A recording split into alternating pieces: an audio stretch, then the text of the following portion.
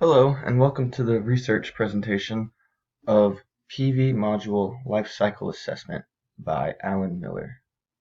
So what is life cycle assessment? The International Energy Agency defines life cycle assessment as a structured, comprehensive method of quantifying material and energy flows and their associated impacts in the life cycles of products. The most common approach is cradle to grave, which consists of 5 phases.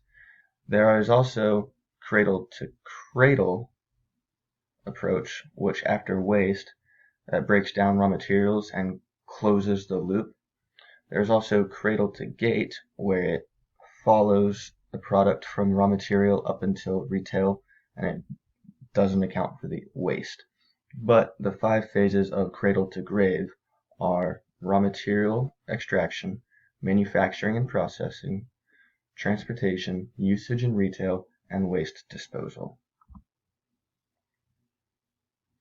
According to the International Organization for Standardization, to perform a life cycle assessment, you need to have 4 stages. The first being definition of goal and scope. In this, it defines what will be assessed, how it will be assessed, and how deeply the assessment will dive. Next, the inventory analysis is conducted. This looks at all the inputs and outputs of the product, such as the raw materials, the energy, water, transportation, and gives you the outputs. Next is the impact assessment, which breaks down the outputs and groups them into categories and compares them using CO2 equivalent to create that apples to apples comparison. And the last is the interpretation, where you evaluate the study, how complete it is, give any conclusions, limitations, and recommendations. So for this research, I looked at a review of life cycle assessment in the industry and found that silicon PV panels are the most studied type and most used. I then looked at 2 completed life cycle assessments to compare their methodology and results. The first being a set performed by New Energy and Industrial Technology Development Organization in Japan. The second one was performed by the International Energy Agency, the Department of Photovoltaic Power Systems Program. So in the NEDO, New Energy and Industrial Technology Development Organization, they looked at 20 different panels and they grouped them from A to D based on their various types. A being single crystalline, B are the multi-crystalline silicon, C amorphous silicon, and D CIS. The graph on the left shows the energy payback time, which is a period required for a renewable energy system to generate the same amount of energy that was used to produce the system itself.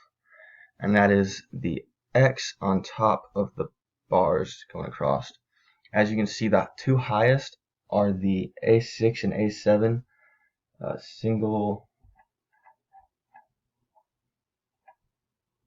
crystal silicon panels, and that is due to them being imported from Europe and transportation making up the transportation of these 2 being the largest of any, due to the rest coming from Japan or Asia.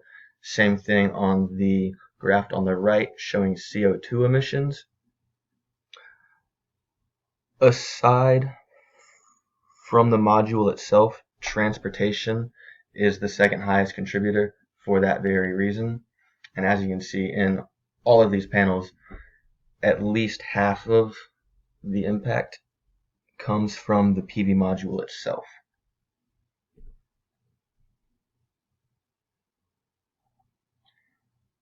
And the next life cycle assessment that I looked at was performed by the International Energy Agency, and they also, like the one previous, used a cradle-to-grave approach, assessed mono and multi-silicon panels, as well, they did the energy payback time in years and the carbon footprint with pretty similar results. I think they were about 4 years apart, so naturally with time comes improvement to the processes, and it has brought down the energy payback time compared to that of the previous one. And these are my sources. Thank you for watching.